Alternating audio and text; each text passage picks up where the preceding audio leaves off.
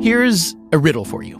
Name an item that is both a medical device and a fashion accessory.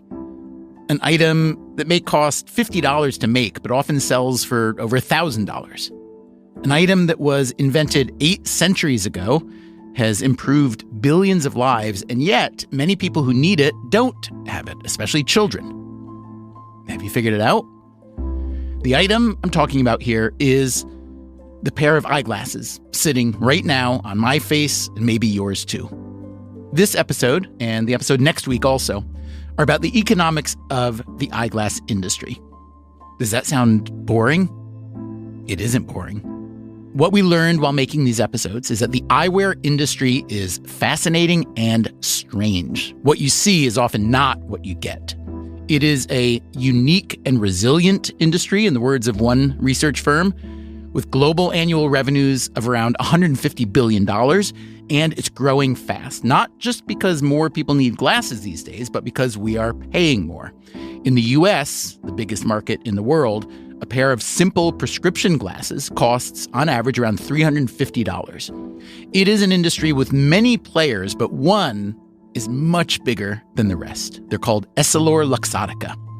They are the result of a 2018 merger between the French lens manufacturer Essilor and the Italian frame maker Luxottica. You've probably never heard of EssilorLuxottica, but you certainly know the brands they partner with: Armani, Chanel, Coach, Michael Kors, on and on and on. But EssilorLuxottica goes way, way beyond luxury. They own LensCrafters and Pearle Vision, Vision Express and Oliver Peoples. They own Sunglass Hut, as well as Ray-Ban and Oakley. They even own iMed, the second biggest vision insurer in the US. So you get the picture. They have full control over prices, and that's just a license to mint money for them. Let me say right up front that EssilorLuxottica would not speak with us for this series, but other people did.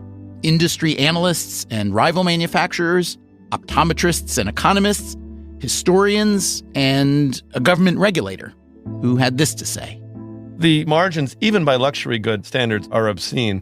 Why is a technology that's been around for centuries still so expensive?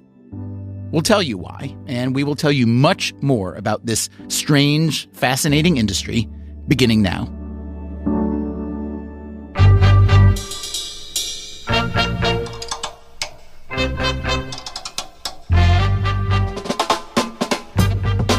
This is Freakonomics Radio, the podcast that explores the hidden side of everything, with your host, Stephen Dubner.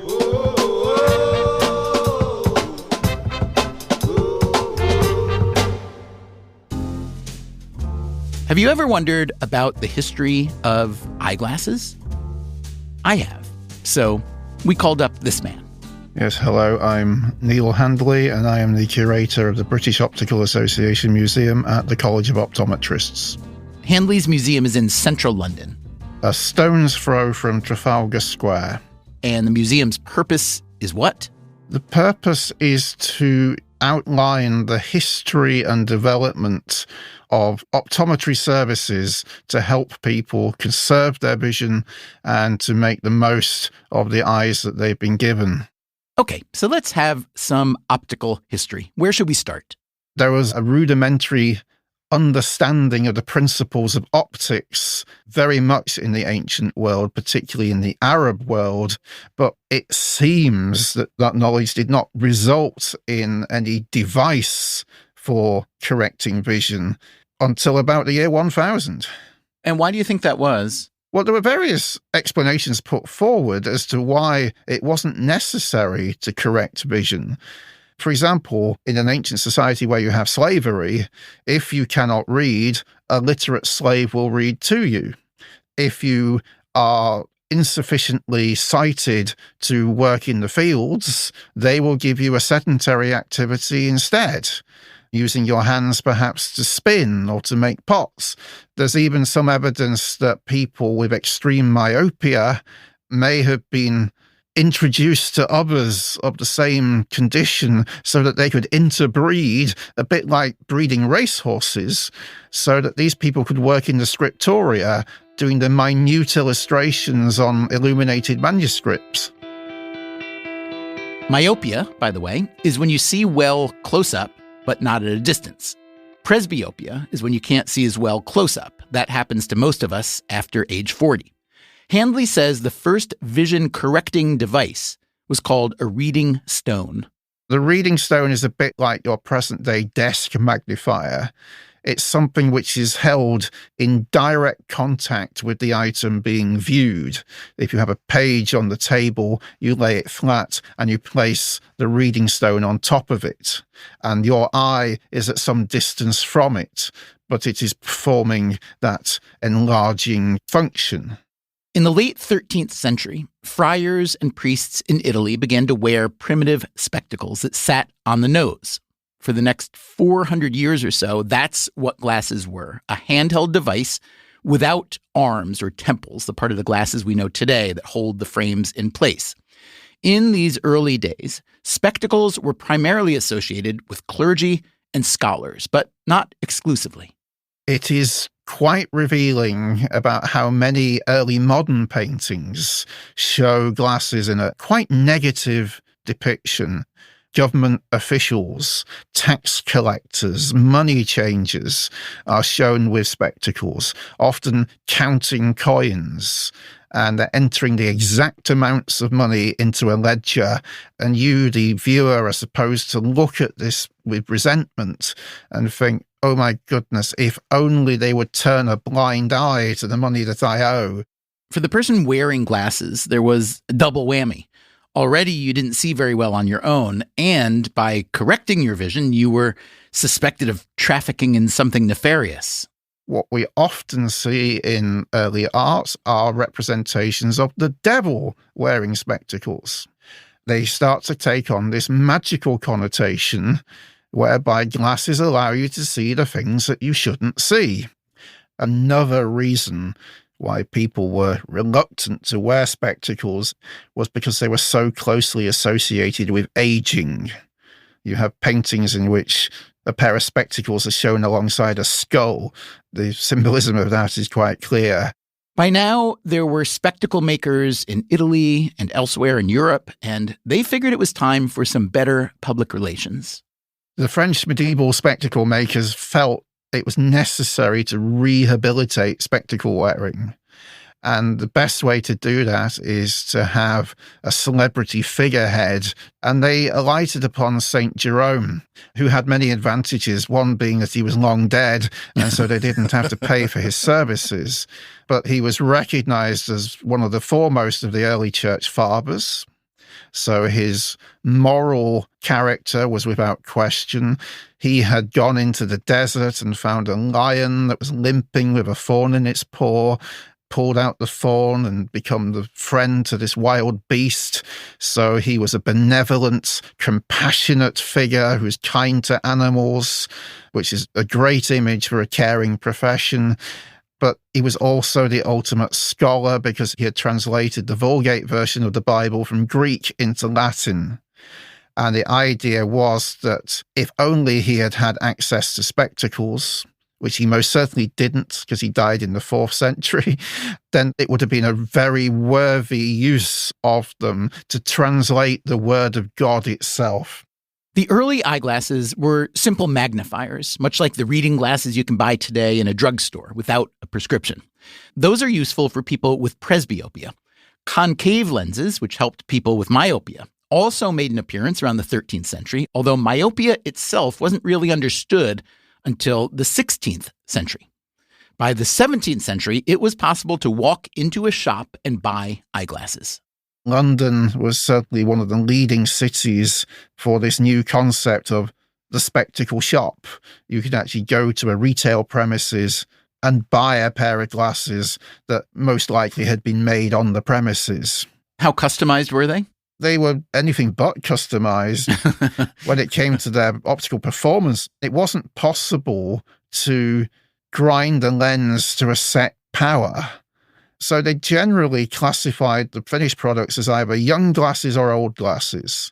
By the 18th century, eyeglasses had frames with temples that gripped the side of the head. This made it possible to wear them all day long. And now, glasses were no longer just a medical device, but also a statement. If you were wealthy, you could have your spectacles made out of silver as opposed to out of iron. And there is a flourishing export market. In America, it wasn't possible to obtain spectacles unless another ship arrived with a consignment of them. And some Americans, of whom the most famous is probably Benjamin Franklin, came over to London, lived here for 15 years, and had a profitable sideline in sending spectacles back to Philadelphia. We got a print in our collection here at the museum of merchants landing in the New World, and they haven't even got off the beach. They literally just waded out of the water, and they've opened a packing crate full of spectacles. And that's what people are trading on the beach, because these were so in demand and so hard to get hold of. Any idea of what the markup was like back then? I couldn't give you a percentage figure for the markup, but the retail price to the consumer was still generally cheaper than today. And that's because, of course, we don't have any brand names at this point, and they're still not seen as a luxury product per se. They're still something that's largely functional. It's worth identifying the historical reasons why the price of spectacles has relatively increased. You had the growth of a professional eye care service, and it is those professional fees for the sight test and for the individual dispensing of the spectacles that is added to the cost of the frame. And what about the use and therefore the cost of technology in eyewear? Is the average pair of eyeglasses today substantially more technologically advanced than it was 50 or 100 years ago? You can have, on the one hand, your simple ready readers that you can pick up from a dollar store, through to the very high performance lenses with specialist coatings, and much more recently, the development of wearable technologies, augmented reality eyewear, spectacle-mounted cameras, and audio devices, such that your spectacles are no longer just a vision aid, but in fact a multi-purpose device. So there's no such thing as a pair of glasses anymore. So yes, there are a number of reasons that a pair of glasses today might cost more than they did in Ben Franklin's day, adjusting for inflation, of course. On the other hand, if you think about eyewear as technology, most technologies get cheaper over time, especially with something that, for the most part, hasn't changed all that much. There's a set of frames and a pair of lenses. No moving parts, no need for electricity or Wi-Fi. All of this makes glasses relatively simple to manufacture. When something is simple to manufacture, the barrier to entry in the industry is low. So you would expect to see a lot of competition, which drives prices down. And there are a lot of players in the eyeglass industry, especially a lot of small players. But when it comes to big players, when it comes to the big engine that really drives the industry, there's only one. It's the number one lens and frames manufacturers, which is a vertically integrated player operating from manufacturing to optical retailing. That is Cedric Rossi. He's French. Also an equity research analyst at the Parisian investment bank Bryan Garnier. I've been covering the optics industry for 15 years now, and I'm also covering the fashion groups like H&M, Inditex, Moncler, the sporting goods brands like Adidas, Nike, and so on. And what does Rossi mean when he talks about the optics industry as a vertically integrated player? When you are a vertically integrated player, you master every step within the value chain. When you master and you control 100% of the value chain, I think you have two very good examples, Hermès and Louis Vuitton. Louis Vuitton, 100% of their products are sold into a Louis Vuitton store. You cannot buy Louis Vuitton products outside of Louis Vuitton stores. In eyewear, it's pretty much similar. When you are a 100% vertically integrated player, you control manufacturing, supply chain, distribution, customer experience. Then you will also control how you want the industry to evolve. And EssilorLuxottica does seem to have that kind of control. We'll get more into that as we go along.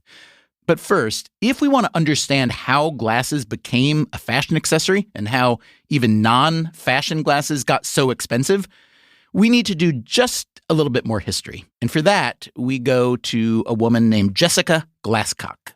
I am an eyeglass wearer. I am a fashion historian, and I am a weird sunglasses enthusiast. She is also the author of a book called Making a Spectacle, A Fashionable History of Glasses. She lectures at Parsons School of Design in New York, and she used to work as a researcher at the Metropolitan Museum of Art's Costume Institute. Right now, I am wearing my go-to pair of glasses. I should really have more pairs of glasses as someone who's written a book on the topic, but I'm actually wearing a fairly exotic prescription that has a prism in it. And so my eyeglasses are very expensive even before we get to the frames. I know whereof Jessica Glasscock speaks. I, too, have a somewhat complicated eyeglass prescription, including a prism lens, which helps the left and right eyes align a single image. The frames that I'm wearing are a pair of Anna Sui glasses from, I think, about 2012. And they have rhinestones, and they are a pretty color. I like for my glasses to have a bit of pizzazz, especially if you're wearing them every day. Pizzazz and a prism and a nicely made frame, that is a recipe for a $1,000 pair of glasses. I would say, as someone who wears a complex prescription, that you can't put a price on having good vision. So it is a long-term investment. Compared to a high-fashion handbag, I think high-fashion eyewear is actually quite a bargain. Glasscock says that high-fashion eyewear got started in the 1950s when manufacturers began to collaborate with fashion designers. American Optical collaborated with Schiaparelli, did a lens with feather eyelashes. You have this moment in the 1970s where you start to see a ton of licensing of everything by fashion designers. Halston's doing towels, Pierre Cardin's doing cookware, and eyewear is one of those things. And the rate seemed to be a rate of 6 to 7% of return on the sales of those glasses. It's really at the end of the 80s when Armani goes to make a deal with Luxottica, and they create a different structuring of how the fashion eyewear collaboration is going to work. So what was this new structure, and how did this new kind of deal work? It was very hard for me to locate numbers, money, like what the deal was. This is another feature of the eyewear industry. Luxottica, especially, has never gone out of its way to discuss its business, and many smaller players are privately held, so they don't have to disclose much. There's also the fact that eyewear is one of those old-fashioned manufacturing industries where the elbows are sharp and no firm wants to do their rivals any favors by talking about suppliers and deal structures. But I know with Armani specifically, rather than have just a simple licensing deal where one assumes the eyewear maker comes to the designer and says, we think these 3 frames look like you. When the designer's like, yes, and then they go and make them and they stamp the name on it. This was different. They created a company for Armani to sell their glasses and had this very intimate involvement of Armani at the time to really articulate, like, what is the eyewear vision of Armani? And that's where it takes off. They start making these kinds of deals with other designers. Some of the other eyewear companies that still had a lot of money and power in the system start to make similar deals. You just get a real shift in the structure. You heard Glasscock mention there when some of the other eyewear companies still had a lot of money and power. Luxottica, and now EssilorLuxottica, have consolidated much of the industry's money and power. It is by far the biggest eyewear firm in the world in terms of properties, revenues, and employees. They've got locations around the globe, and everywhere they go, they control as many links in the industry as they're able, from the optometrists who give eye exams to the labs that make lenses and the stores where glasses are sold, even the optical insurance, as I mentioned earlier. By the way, EssilorLuxottica still makes Armani-branded glasses, along with glasses designed with Ferrari, Prada, Tiffany, Tory Burch. They also make licensing deals with people like Roger Federer. You might think these high-profile luxury glasses would drive most of the profits at EssilorLuxottica, but that is not the case. Here again is the industry analyst, Cedric Rossi. It's a bit counterintuitive, but Ray-Ban has by far the most profitable brand in the portfolio. Ray-Ban is primarily a sunglass brand. They were first made in the 1930s by Bausch & Lomb, an American firm that's best known today for their contact lenses. Ray-Bans were designed to help airline pilots fight the glare of the sun. They had a long heyday. Maybe you remember Tom Cruise wearing them in Risky Business. But by the 1990s, they were cheaply made, and you could buy a pair for $19 at a gas station. But then Luxottica bought Bausch & Lomb's sunglass business and repositioned Ray-Ban as a luxury brand. Today, it is considered the biggest eyewear brand in the world. And why are Ray-Bans so profitable? Because the industrial process is quite easy. It's just a matter of putting acetate and plastic into molds. And so you can produce hundreds and hundreds of pairs every hour. In other words, Ray-Bans are pretty basic.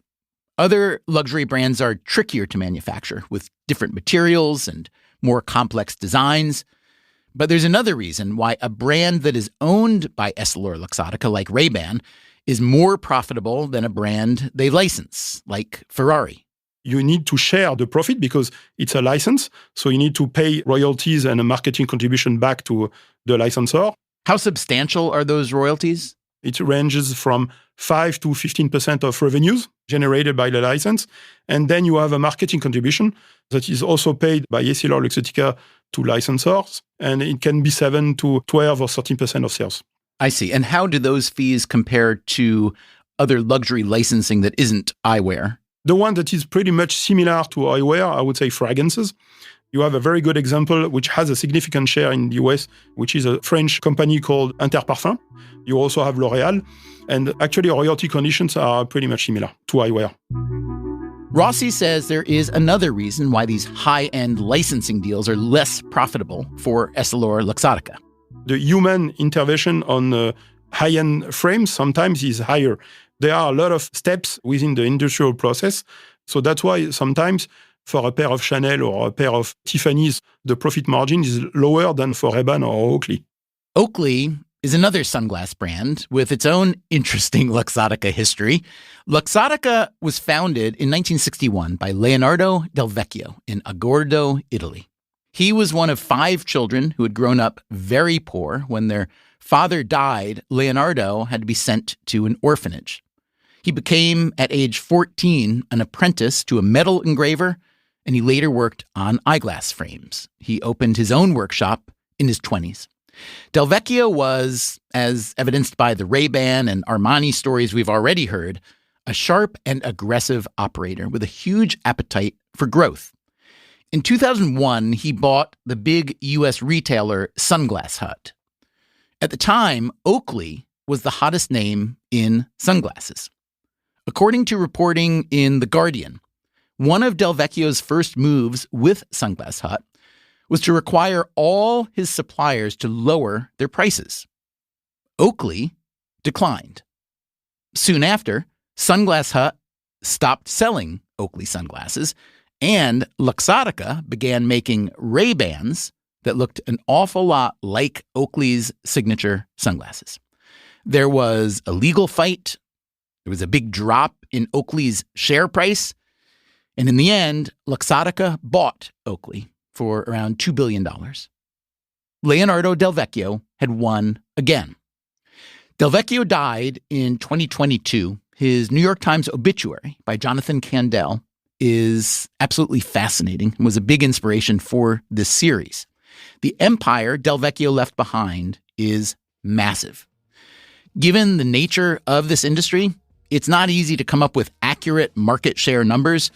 Cedric Rossi says EssilorLuxottica owns roughly a quarter of the global market in prescription eyeglasses and more than half the market in lenses. Do numbers like these start tipping into the realm of monopoly? When Essilor and Luxottica merged in 2018, neither the Federal Trade Commission in the US nor the European Commission in the EU stopped them. Was that a mistake? It obviously should have been blocked. That's coming up after the break.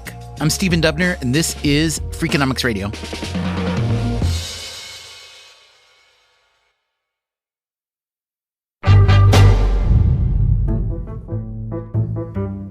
EssilorLuxottica is the biggest eyewear company in the world, and they practice extreme vertical integration. Does that make it a monopoly? What is a monopoly anyway?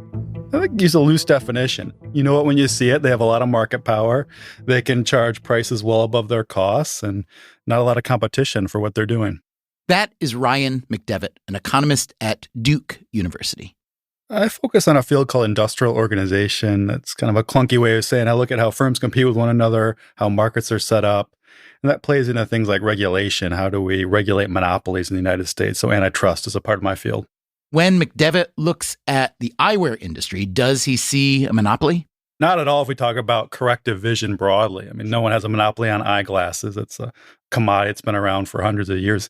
But if you look at narrower segments, luxury eyeglasses, then some like Luxottica, they do have some market power. Can you describe the size of their market power? Luxottica is something like a $100 billion market cap company. And when you're selling pretty much just eyeglasses, that seems like a very large number to me. There's that much money to be made in eyeglasses. And it's something like $25 billion in revenue, maybe $5 billion in profits. So they're doing very, very well. Luxottica is doing so well that McDevitt has used the firm as a case study for his MBA students. My first day of a business school class, we talk about value creation and capture. That's the fundamental thing a company's trying to do to make money. And they create value at Luxottica by offering choices to customers. If you think back, in the 50s and 60s, it was a clunky medical device, dorky black frames, Revenge of the Nerds, maybe $5 at the time to buy that. Nothing special. And they realized that this could be more of a fashion accessory, like you see throughout fashion, that people pay a premium for better looking eyewear. And that's what they started to do. If I were to ask you to give me a general number for EssilorLuxottica markup on glasses, can you put a number on that? I've seen numbers as high as like 1,000%, just Ooh. massive markups. But if I had to do a little consulting exercise in my head, like you do for a McKinsey or Bain interview, I would say something like, I can't believe those things cost more than $20 to manufacture. You're probably retailing for about $500. And then, along the way, you're adding some cost. I would guess, looking at relative cash flow to revenue, I would say it's something like an 80% markup. And how hard does that make your heart beat as a business school professor? That's a pretty good number. This is very attractive. But if you're going to say, what should I go into? This is going to be a tough industry to crack because they've dominated every step. They've done their homework. They are well positioned to extract a lot of income from every step of the production process. It does make you wonder, since EssilorLuxottica is such a giant in the global eyewear industry, why was the merger between Essilor and Luxottica not blocked? Regulators in the US and Europe especially have been pushing back against over-consolidation in various industries, particularly the tech sectors, because some critics feel that the consolidation has gotten really out of hand. Critics like Tim Wu. There was a collective delusion going on in Antitrust in the 2010s where everybody had drunk the Kool-Aid and convinced themselves that vertical mergers were never a problem. Wu is a law professor at Columbia who has worked in the Obama and Biden administrations on competition policy and antitrust. We were crazy in the 2010s. Somehow we let Zillow buy Trulia. We let Zillow buy StreetEasy, about everybody. But the most egregious thing, I think, in that era is when we let Google buy Waze. The two leading mapping companies combining under one roof, sounds like a merger to monopoly. Some of the reasoning was that Google is what you use when you want to see what's around you, and Waze is what you use when you want to figure out where you're going. So they're not really competitors. That was the level of logic that was going on in the 2010s. That is some fine hair splitting. That was a bad period for antitrust. That was also a period during which many of the big tech platforms that many people are concerned about now were getting started. Had Google and Facebook started in a different era, like let's say today, would it have been a very different outcome? I think it'd be a very different story. The 2010s is when the tech platforms consolidated their power by buying their competitors with no government intervention. I once did a study of the tech mergers from about 2008 till 2018, and there were, in that period, over 1,000 tech acquisitions and a grand total of one challenge from the government, which led to a consent decree, not even blocking. What was that one? That was airline booking software, which Google was buying. So they made sure that Google would share it with a few people, but everything else, free pass. Do you think the EssilorLuxottica merger shouldn't have been allowed, at least in the US and maybe even in Europe? It obviously should have been blocked. That was the byproduct of another era, and we look back at that and like, how did you let that one go? Imagine if in the luxury bag industry like Hermès and Louis Vuitton, if they were all actually the same company. That's kind of the trick here with Luxottica is they own all the brands people think are competing brands like Ray-Ban and Oakley, and they sort of mimic competition.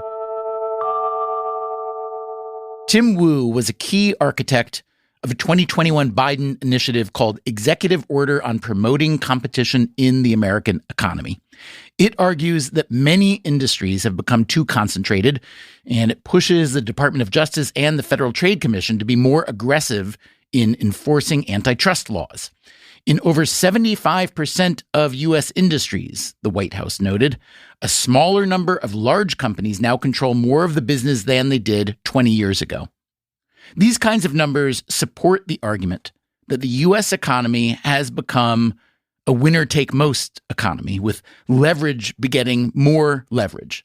Tim Wu published a book about this in 2018 called The Curse of Bigness: Antitrust in the New Gilded Age. In the late 19th century, where it all starts, there was a period where everyone thought that corporations could do no wrong, and the trust movement built itself into something quite powerful. Would you define what you're talking about back then by a trust? Because it's probably not what most people think when they hear that word today. A trust is an old-fashioned word for a monopoly. No, a trust is something invented by Standard Oil. It was a device by which all the companies in an industry would agree to become one company. The trust was the byproduct of an industry-wide merger. And was there any federal government oversight or interest in that notion at the time? Not until they passed the Sherman Act in 1890. There's these long cycles of monopoly, frustration, or anger. And then after a while, it goes too far, and then people are like, well, maybe private industry is not too bad. The high points of distrust in private industry were the 1910s, and that's Theodore Roosevelt, Taft, and Woodrow Wilson.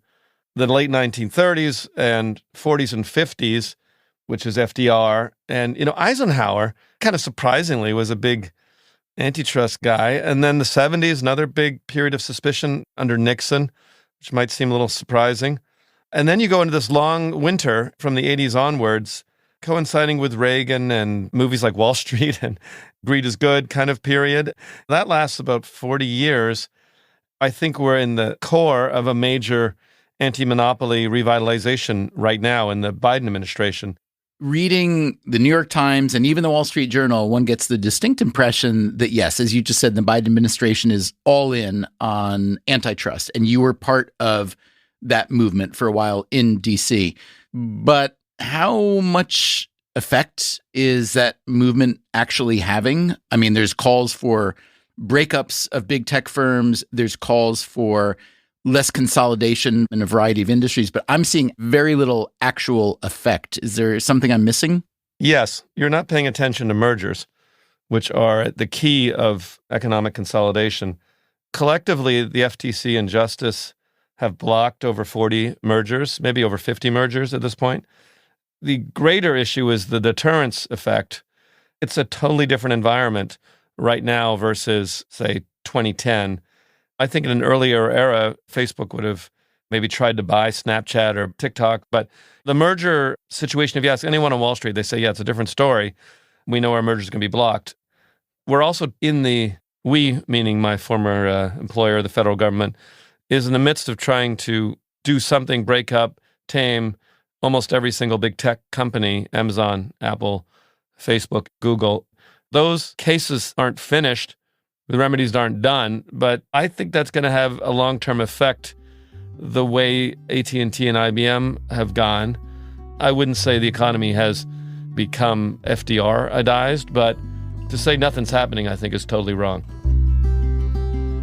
There is a brand new piece of evidence for Tim Wu's argument that the current administration is more aggressive than in the recent past. Earlier this month, the FTC voted to block a merger between the mattress maker Tempur Sealy and the retailer Mattress Firm. So, how does Wu think about competition, or the lack thereof, in the eyeglass industry?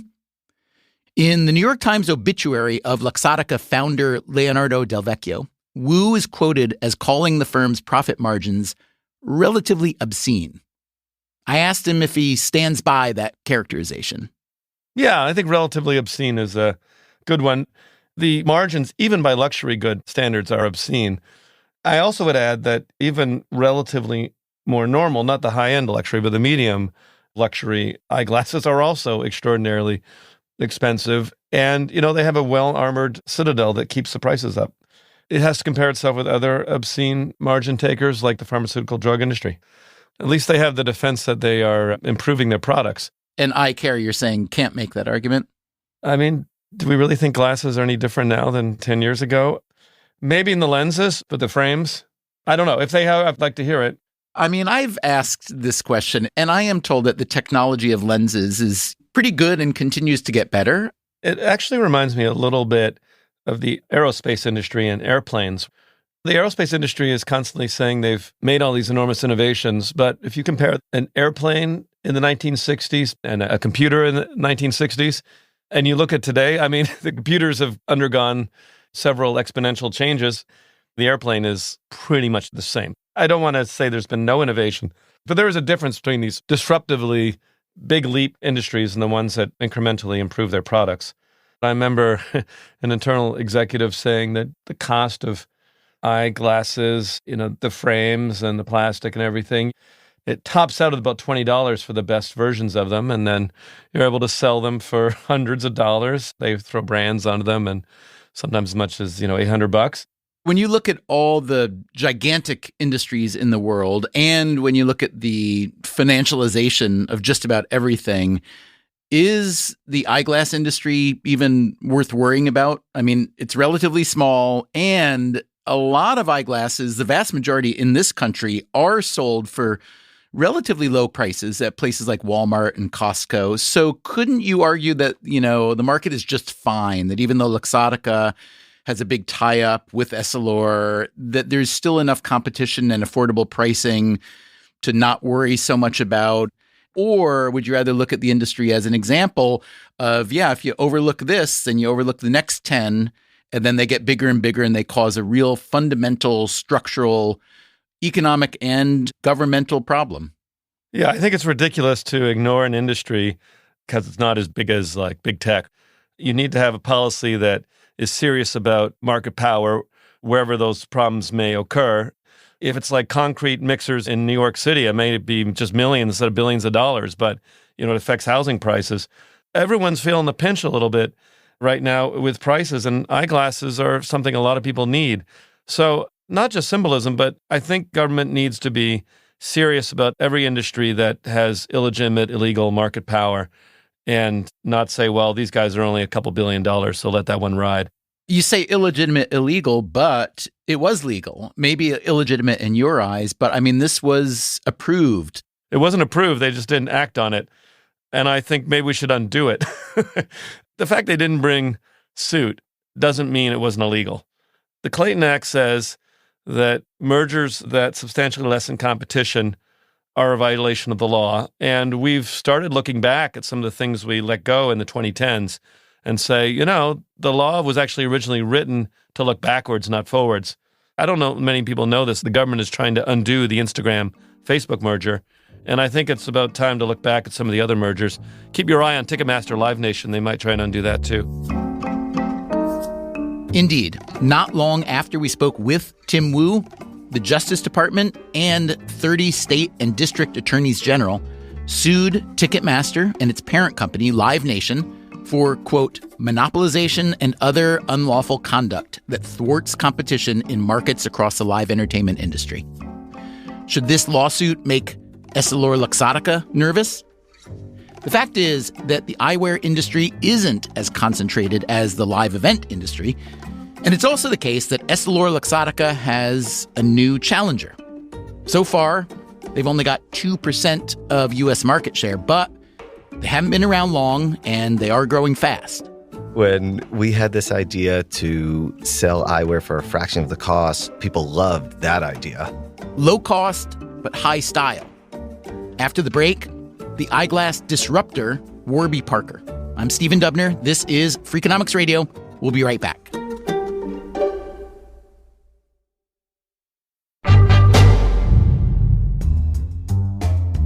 When we were speaking with Tim Wu about the ebbs and flows of antitrust fervor in the U.S., he mentioned one change that did intersect with the eyeglass industry. In the 70s, which was a period of very pronounced anti-monopoly activity, even under Nixon, the government decided that it could improve the industry, maybe encourage more competition, if you could get a prescription from your eye doctor, which you could then take to somebody else to make your eyeglasses with. The government decided that they wanted to split the business of eye examinations from selling eyeglasses. And Warby Parker is the direct beneficiary of that rule. Warby Parker is the eyeglass startup we mentioned right before the break. It may have taken a couple decades, and it may have taken the invention of the internet, but they realized that eyeglasses don't actually cost very much money to make, so they could sell for a fraction of the current price. I'm very dissatisfied with the state of competition in eyeglasses, but I have to say that Warby Parker is an exception to that dissatisfaction, and I think is an example of what we should be doing. Okay, so let's hear from them directly. Neil Blumenthal, I'm the co-founder and co-CEO of Warby Parker. Okay, Dave, I have a feeling it might sound similar with a different name. I'm Dave Gilboa, co-founder and co-CEO of Warby Parker. Gilboa, Blumenthal, and two other founders, Andrew Hunt and Jeff Rader, were all getting their MBAs at the University of Pennsylvania's Wharton School when they started Warby Parker. Through personal experience, they had come to think that eyeglass prices were, in general, exorbitant, and they saw a business opportunity. Warby Parker sought to distinguish themselves in two ways. They would sell glasses strictly online and at low prices, starting at $95. We were trying to introduce a little more transparency, a little more simplicity into the market. That's Blumenthal. When you walk into your typical optical shop, there's no price tags. You have no idea what a frame costs. You have no idea what the lenses cost. And you're constantly getting upsold. Oh, you should get this lens material instead of this other one. You should get this lens coating. And consumers have no idea about the differences. When there's information asymmetry, that's not good for consumers. So we wanted to simplify things. Hey, $95, acetate frames with polycarbonate lenses with anti-reflective, anti-scratch coatings. These are premium lenses already, and it's basically all that you need to be super happy, to have great visual acuity, and to look great. So if you are EssilorLuxottica, how do you defend routinely pricing glasses at $800, $1,000, $1,200? You'd probably have to get their perspective, but when we spoke to consumers, often they would allude to the brand name and the logo that was on the frames. Most consumers didn't realize that that eyewear was made by somebody who was paying a fee just to put the logo on it. But how much could that licensing fee be on a pair of, let's say, $1,000 glasses? Maybe $100, $200, maybe?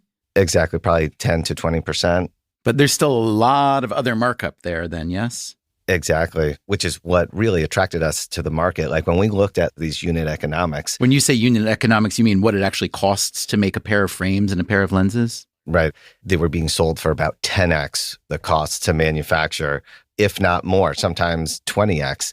And what we found was that there was wholesale markup and then a retail markup that was often 3 to 5x.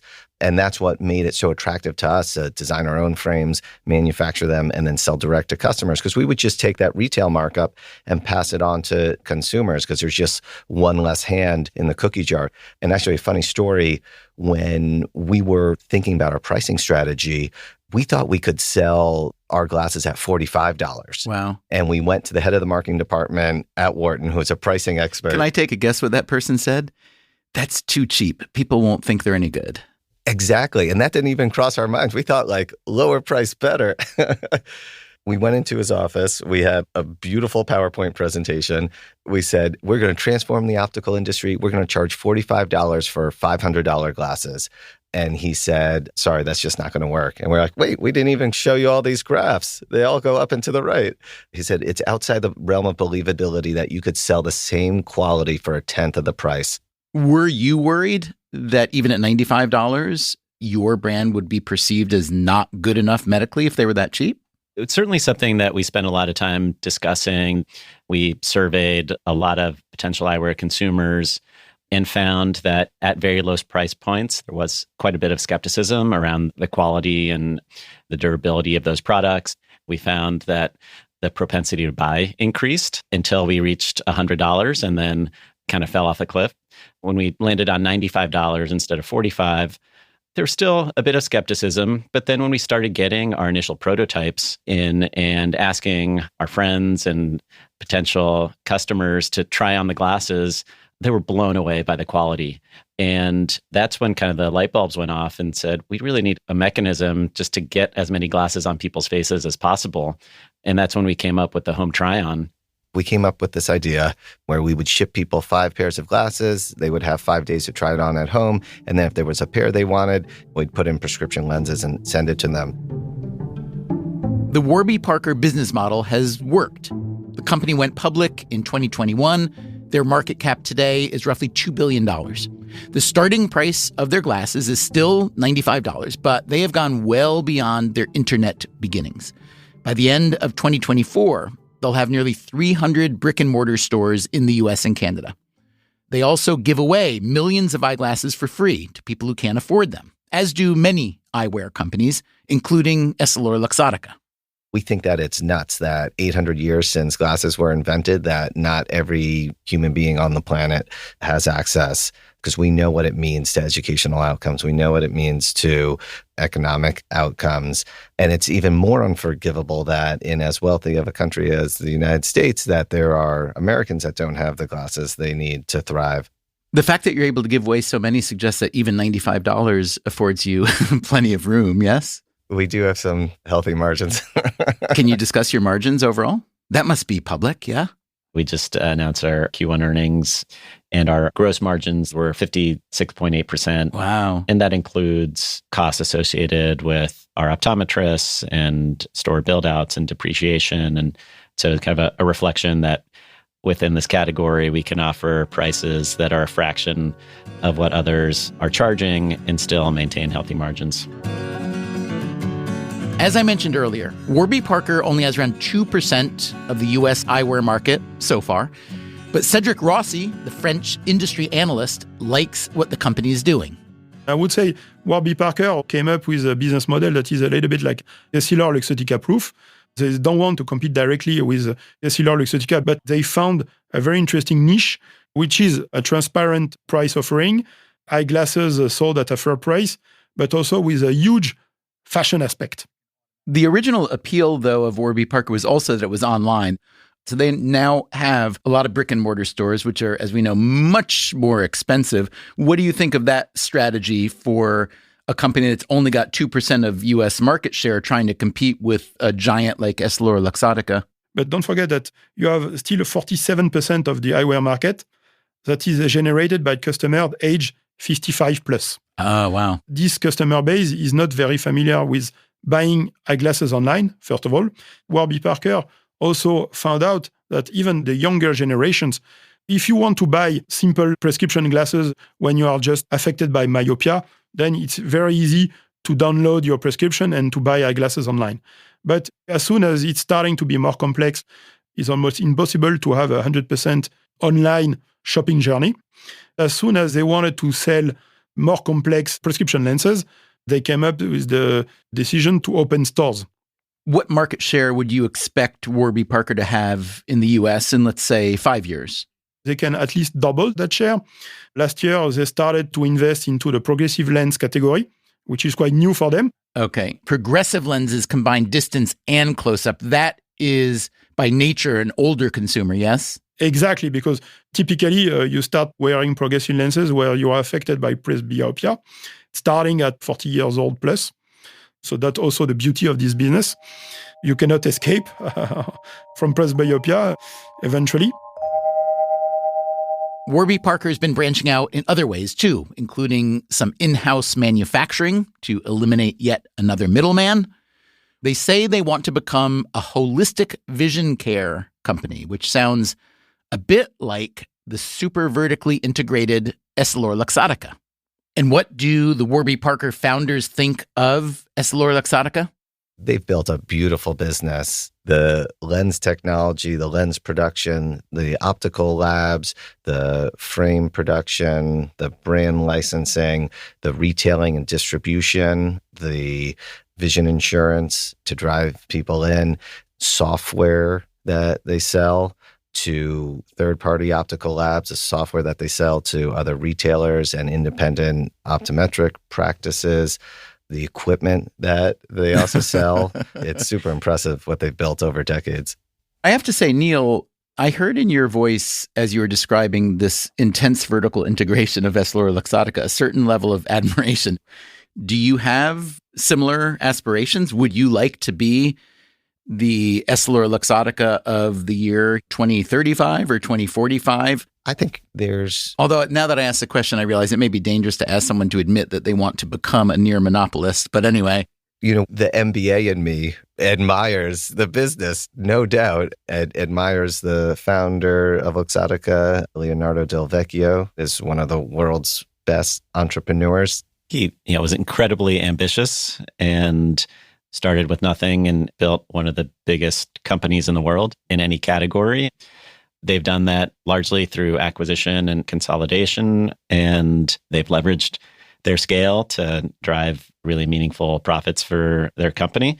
We believe that we can continue to invest in our own brand without requiring acquisitions and consolidation, and we believe that we can deliver very healthy margins while leaving some extra dollars in our customers' pocket. I would guess, but please correct me if I'm wrong, that a firm like yours, Warby Parker, has benefited, at least on one dimension.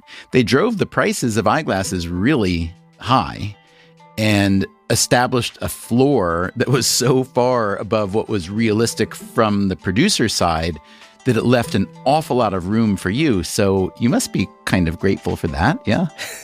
Absolutely. You can't be a disruptor if there's not an incumbent. Coming up next time, part 2.